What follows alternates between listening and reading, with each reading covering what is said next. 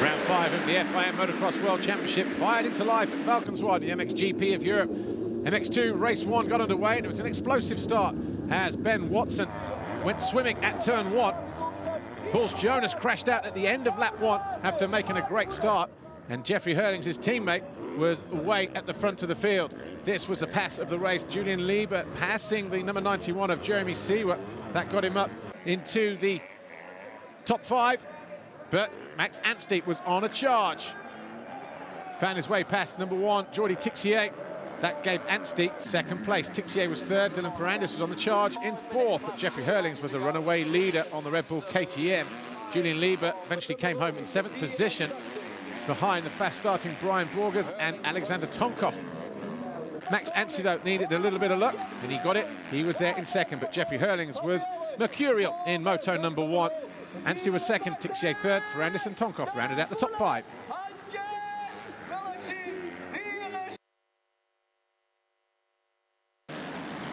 In MXGP race 1, all eyes on Max Nagel and Tony Cairoli, but it was Max Nagel who grabbed the foxhole shot. Cairoli was 2nd. Not long, though, before Gautier Paulin on the HRC Honda charged into the lead, passing the Husqvarna rider. Cairoli was 3rd at that point. Nagel trying to give chase to the Frenchman.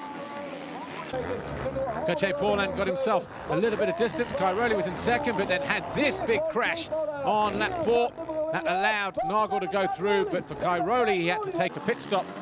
That bike would not finish the race. Cairoli losing big points on his championship rivals. Commander Sal, one of those, circulating in 4th, in the knowledge that Cairoli was out, wouldn't be picking up points. A good showing for HRC, saw Evgeny Bobryshev getting 3rd. That was his only mistake of the race. Nagel was 2nd, but Gautier Paulin was victorious in race 1.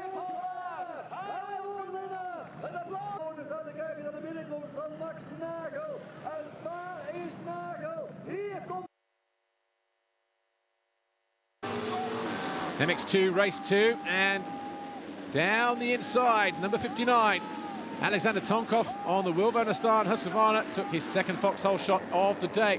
Paul Jonas was right there behind him in 2nd, Valentin Guillot 3rd, Borgers 4th, Seawer 5th. Jeffrey Herlings made a bad start and then made a mistake. He fell down to 8th place, picked himself up and rejoined the race and went after Alexander Tonkov and Paul Jonas. That got him up into 2nd position. Then he challenged his teammate on the 7th lap. Got better drive as he worked his magic through the rhythm section. And just like that, the bullet was through into the lead. Jonas was then in 2nd, but came under attack.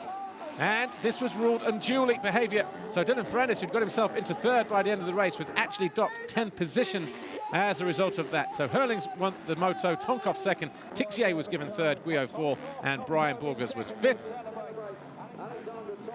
But for Dylan Ferrandis, he would find out after the race that he'd been penalised. So the overall Grand Prix belonged to Herlings. Tixier was 2nd, Tonkov was 3rd. Ferrandis eventually finishing down in 7th.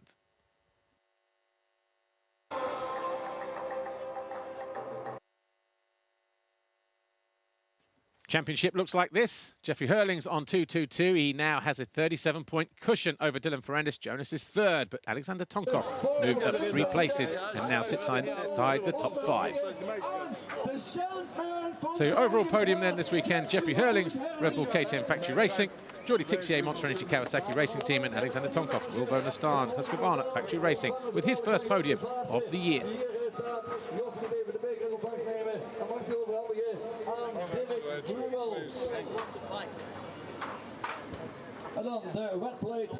And of course, Jeffrey Herlings continues to lead the World Championship as we head to round 6 in Spain in a couple of weeks' time. So it's a good day at the office for the Dutchman.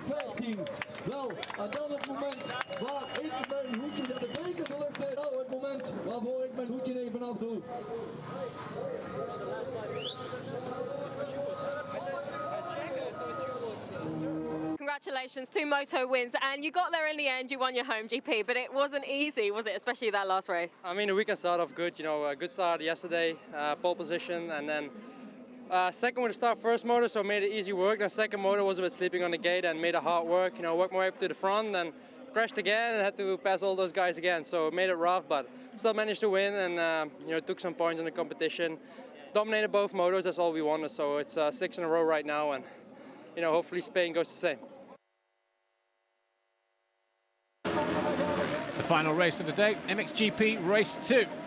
And this time it was the factory Yamaha of Romain Febvre 461 that took the foxhole shot. The Hondas of Bobryshev and Paulin were right there, but so too was de Salle and Nagel and Rattray, with Kai Rowley bringing up there in 7th or 8th place on the opening lap. Sean Simpson didn't make a bad start either, but it wasn't long before the two Hondas traded places. Paulin slipped up the inside of his teammate for second, and half a lap later found his way past the 461 factory Yamaha of Romain Febvre to take the lead. Commander Salle also found a way through, so too did Bobryshev, as Romain Febvre started to make 1 or 2 mistakes.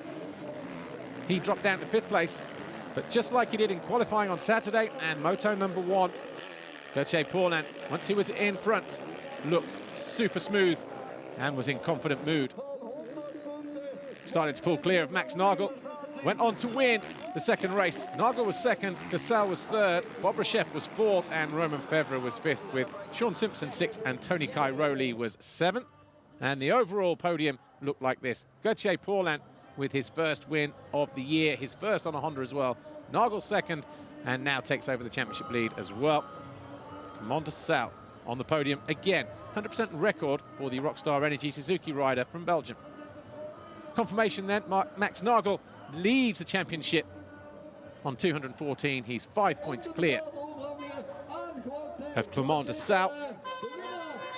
But Gautier Paulin, your overall winner this weekend, the MXGP of Europe at Valkenswaard. But Max Nagel regains the championship lead in MXGP. Even de bekers lucht in voor de foto. Hier de posities verlaten. Laat snel in de tijd. De voorschapanje. En op de wijze zijn meteen gewassen. Met een rijkelijke voorvieren. Gautier, congratulations, 11th Grand Prix victory, but the first for HRC and the first for Honda. A special moment, an emotional moment for you. Yeah, for sure. You know, it's not really emotional, just yeah, happy, good feeling. You know, I want to thank all the crew because they were believing in what we can do. You know, it's been a hard time, you know, to put it all together, but now since our quality change, we start to be having a good feeling. So I'm really happy to win both moto and dominate that weekend. It's been a great feeling, and looking forward now for the future. But definitely, I'm having so much pleasure right now, and I want to go and see the team and thanks them again. And yeah, I've been going to work hard again, and because I see that it's paying off.